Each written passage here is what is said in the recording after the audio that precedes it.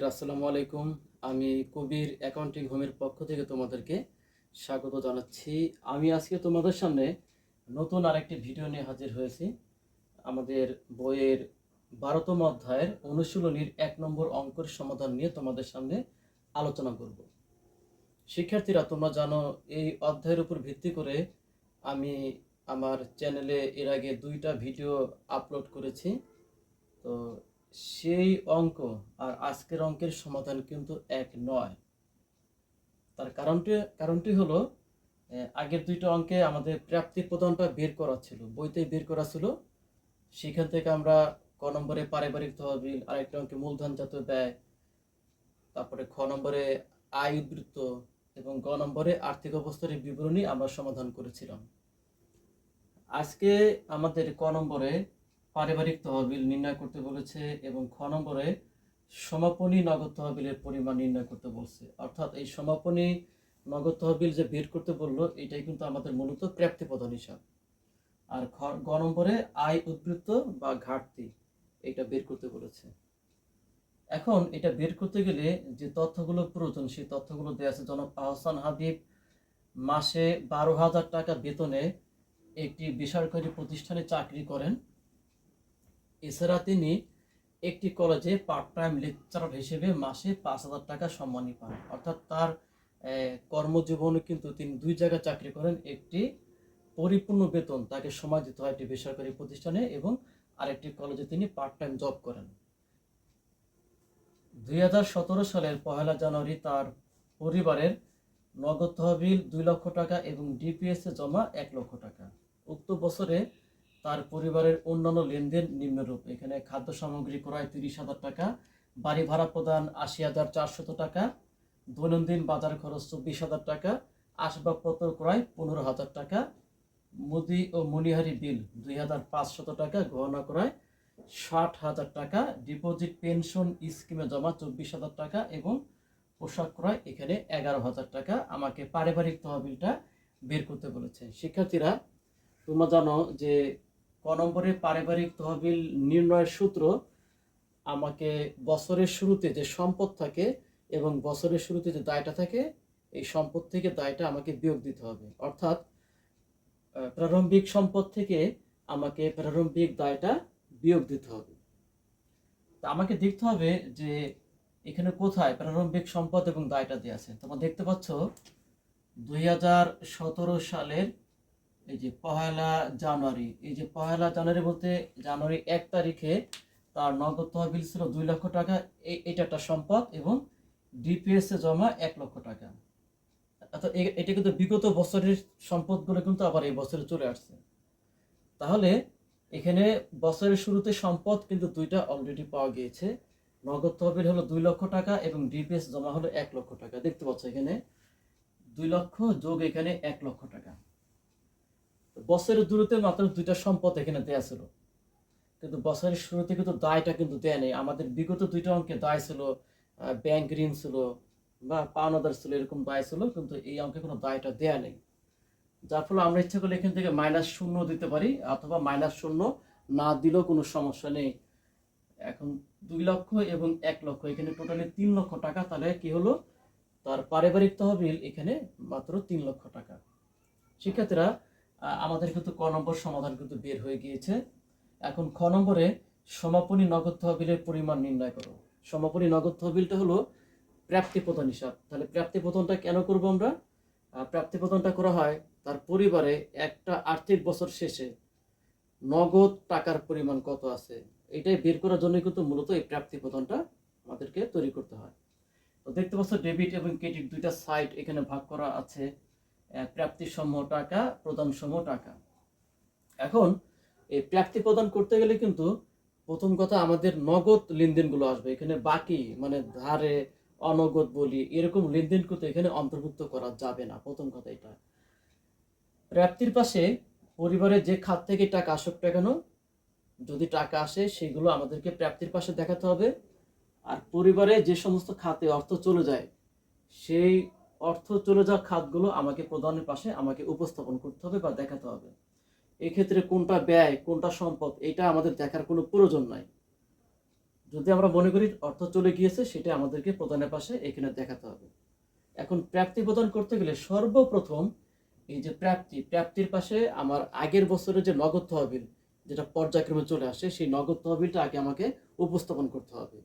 যদি সে নগদ তহবিল না থাকে তাহলে আসবে না, কিন্তু যদি থাকে তাহলে অবশ্যই আমাকে উপস্থাপন করতে হবে। তাহলে দেখতে পাচ্ছ 2017 সালের 1 জানুয়ারি তারিখে তার পরিবার নগদ তহবিল 2 লক্ষ টাকাতে আছে, যেটা কিন্তু একটু আগে প্রারম্ভিক সম্পদ বিক্রি করার সময় আমাদের কিন্তু 2 লক্ষ টাকা নগদ তহবিল হিসেবে এখানে দেখাতে হয়েছে। ওই নগদ তহবিল আমাকে প্রাপ্তি প্রদান করতে গেলে এখানে দেখাতে হবে। নগদ তহবিল 2 লক্ষ টাকা। আমরা ইচ্ছা করলে এখানে ব্যালেন্স ভিডিও কিন্তু লিখতে পারি। আর অন্যান্য খাত থেকে তার আয়টা কি, যেমন তিনি একটি বেসরকারি প্রতিষ্ঠানে চাকরি করেন, সেখান থেকে বেতন পান মাসে 12,000 টাকা। এই বেতনটাকে বাৎসরিক বেতনে রূপান্তর করতে হবে। বেতন 12,000 গুণ 12, এখানে তার টোটাল আসছে 1,40,000 টাকা। এবং তিনি আরেকটি প্রতিষ্ঠানে মানে কলেজে তিনি পার্ট টাইম লেকচারার হিসেবে তিনি মাসিক 5,000 টাকা সম্মানী পান। আমরা এখানে সম্মানে লিখতে পারি, বা পার্ট টাইম লেকচারার লিখতে পারি, বা পার্ট টাইম চাকরি আমরা লিখতে পারি।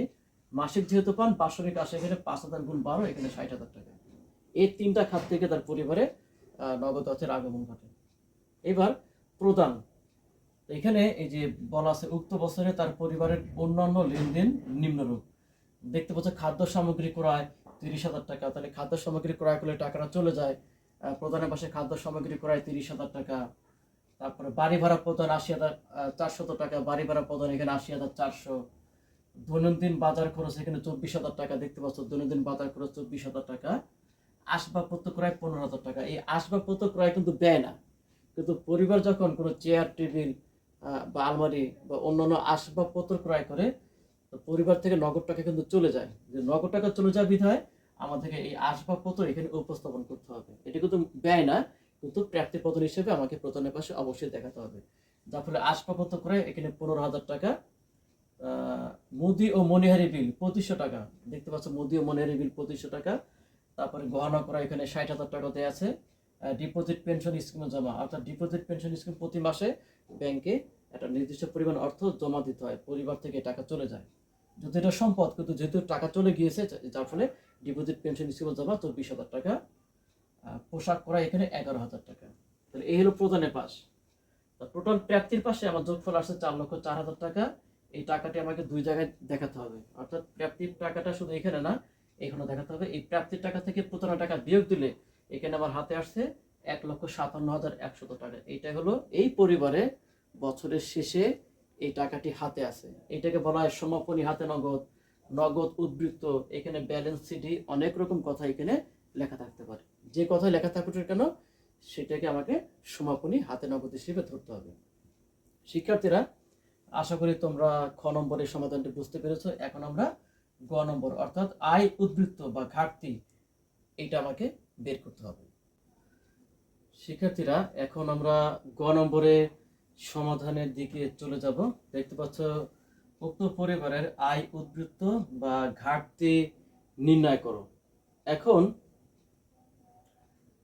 আয় উদ্বৃত্ত বা ঘাটতি, এখন আয় থেকে যদি ব্যয় বেশি হয় তখন সেটাকে ঘাটতি বলা হয়, আর ব্যয়ের থেকে যখন আয়টা বেশি হবে তখন সেটাকে আয় উদ্বৃত্ত বলা হয়। এখন আমাকে সর্বপ্রথম আমাকে আয় সমূহ বের করতে হবে। এখন আয় সমূহ কিন্তু 2টা আছে, একটা হলো বেতন, একটা হলো সম্মানী, যেটা কিন্তু একটু আগে আমরা প্রাপ্তি প্রদান হিসেবে করে আসছি।